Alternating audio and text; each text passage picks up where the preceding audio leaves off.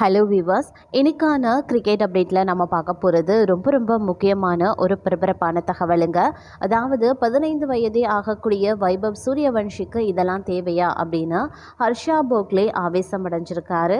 இதுக்கு பார்த்தீங்க அப்படின்னா ஷமிக்கு பார்த்தீங்க அப்படின்னா இவர் தான் துணை கேப்டனாக இருப்பாரா அப்படின்ற ஒரு கேள்வி தற்போது எழப்பட்டு இருக்கிறது. இது குறித்த பல்வேறு பரபரப்பான தகவல்கள் வெளியாகியிருக்கின்றன. இது குறித்த முழுமையான விளக்கத்தோடு இன்னும் பரபரப்பான சுவாரஸ்யமான கிரிக்கெட் அப்டேட்ஸை தொடர்ந்து நீங்கள் தெரிந்த பலன் பெற வீடியோவை ஸ்கிப் பண்ணாமல் கடைசி வரைக்கும் பாருங்கள். வீடியோக்குள்ளே போகிறதுக்கு முன்னாடி இது வரைக்கும் நீங்கள் நம்ம சேனலை சப்ஸ்கிரைப் பண்ணலை அப்படின்னா உடனே சப்ஸ்கிரைப் பண்ணிக்கோங்க. அப்படியே பக்கத்தில் இருக்கக்கூடிய நோட்டிஃபிகேஷனுக்கான பில் பட்டனையும் ப்ரெஸ் பண்ணிக்கோங்க. சரி நேர்களே, வாங்க வீடியோக்குள்ளே போகலாம். துலீப் டிராஃபி கிரிக்கெட் தொடருக்கான கிழக்கு மண்டல அணியுடைய துணை கேப்டனாக 15 வயதையான வைபவ் சூரியவன்ஷி நியமிக்கப்பட்டதற்கு பிரபல கிரிக்கெட் விமர்சகர் ஹர்ஷா போக்லே தனது கடுமையான எதிர்ப்பை பதிவு செய்திருக்கார். இது குறித்து ஹர்ஷா போக்லே தன்னுடைய எக்ஸ்தலத்தில் வெளியிட்டிருக்கக்கூடிய பதிவில் என்ன சொல்லியிருந்தார் அப்படின்னா, சிவப்பு பந்து, அதாவது டெஸ்ட் கிரிக்கெட் விளையாடும் ஒரு சீனியர் அணியின் துணை கேப்டனாக வைபவ் சூரியவன்ஷியை நியமித்ததன் பின்னணியில் என்ன சிந்தனை இருக்கிறது என்று எனக்கு புரியல. அவர் இதுவரைக்கும் 12 இன்னிங்ஸ்களில் விளையாடி 17.25 சராசரியுடன் வெறும் 207 ரன்கள் மட்டுமே எடுத்திருந்தார். அவரிடம் அசாத்திய திறமை இருக்கிறது அப்படிங்கிறதுல சந்தேகம் கிடையாது. ஆனால் கற்றுக்கொள்வதற்கும் முதிர்ச்சி அடைவதற்கும் ஒரு நீண்ட வழிமுறை உள்ளது. சிவப்பு பந்து கிரிக்கெட்டில் அவர் இன்னும் ஆரம்ப கட்டத்தில் தான் இருக்காரு அப்படின்னு குறிப்பிட்டிருந்தார். ஹர்ஷா போக்லேவின் இந்த கருத்திற்கு சமூக வலைதளங்களில் ரசிகர்கள் பலரும் ஆதரவு தெரிவித்து வந்துட்டுருக்காங்க.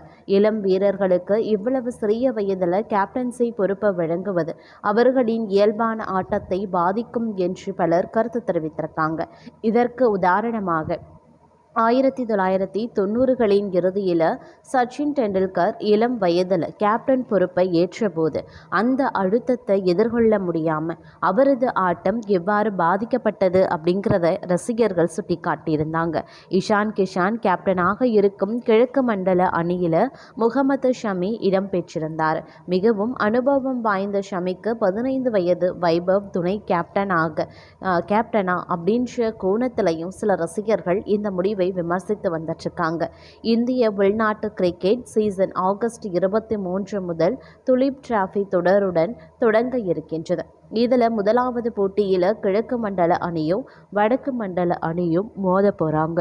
இஷான் கிஷான் தலைமையிலான கிழக்கு மண்டல அணியில் வைபவ் சூரியவன்ஷி, துணை கேப்டன் முகமது ஷமி, முகேஷ்குமார் மற்றும் அபிமன்யு ஈஸ்வரன் போன்ற அனுபவம் மிக்க பல வீரர்கள் இடம்பெற்றுள்ளனர் என்பதும் குறிப்பிடத்தக்கது. 15 வயது இளம் வீரருக்கு துணை கேப்டன் பதவி வழங்கப்பட்ட விவகாரம் தற்போது இந்திய கிரிக்கெட் வட்டாரத்தில் பெரும் விவாத பொருளாகவே மாறியும் இருக்கின்றது அப்படின்னே சொல்லலாம். இது ஒரு புறம் இருக்கு. மற்றொரு புறமோ 2027 IPL தொடருக்கான வீரர்கள் பரிமாற்றத்துக்கான நேரம் துவங்கி இருக்கக்கூடிய நிலையில் இந்திய அணியின் நட்சத்திர ஆல்ரவுண்டர் ஹர்திக் பாண்டியாவை தங்கள் அணியில் சேர்க்க Chennai super Kings, CSK, Kolkata night Riders மற்றும் டெல்லி கேபிட்டல்ஸ் அணிகள் தீவிரமாக முயற்சி செய்து வருகின்றனர். ஆனால் இதில் CSK அணியே தற்போது முன்னிலையில் இருப்பதாக தகவல்கள் தெரிவிக்கின்றன.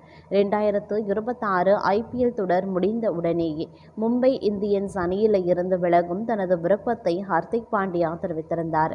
இதையடுத்து அவரை தங்கள் அணியில் இணைக்க CSK, கொல்கத்தா நைட் ரைடர்ஸ் மற்றும் டெல்லி கேபிட்டல்ஸ் ஆகிய 3 அணிகளும் கடும் போட்டியில் இறங்கியிருக்காங்க. இதில் டெல்லி அணியுடைய வாய்ப்பை ஹர்திக் நிராகரித்ததால் CSK மற்றும் கொல்கத்தா அணிகளுக்கு இடையே மட்டுமே போட்டி நிலவியது. தற்போது வெளியாகியிருக்கக்கூடிய தகவல்களின்படி மும்பை இந்தியன்ஸ் மற்றும் சென்னை சூப்பர் கிங்ஸ் அணிகளுக்கு இடையிலான பேச்சுவார்த்தை இறுதிக்கட்டத்தை எட்டியுள்ளது.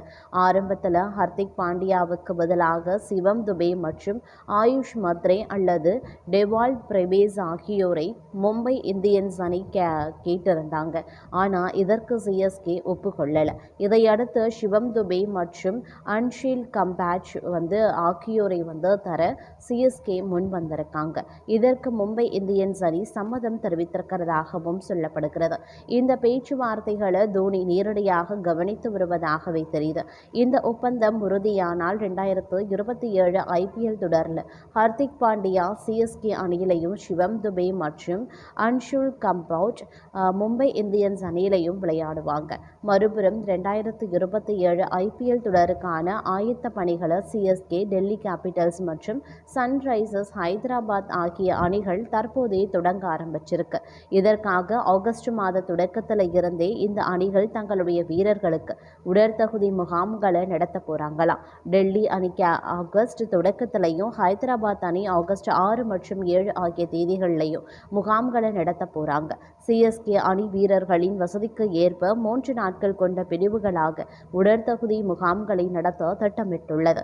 அது மட்டும் இல்லாமல் தற்போது பார்த்தீங்க அப்படின்னா இந்திய கிரிக்கெட் அணியினுடைய தேர்வுக்குழு தலைவர் அஜித் அகர்கரினுடைய ஒப்பந்தம் முடிய இருக்க நிலையில் அவருக்கு பதிலாக முன்னாள் வீரர் ரவிச்சந்திரன் அஸ்வின் புதிய தேர்வுக்குழு தலைவராக நியமிக்கப்பட உள்ளதாக சமூக வலைதளங்களில் தகவல்கள் பரவி வருகின்றன.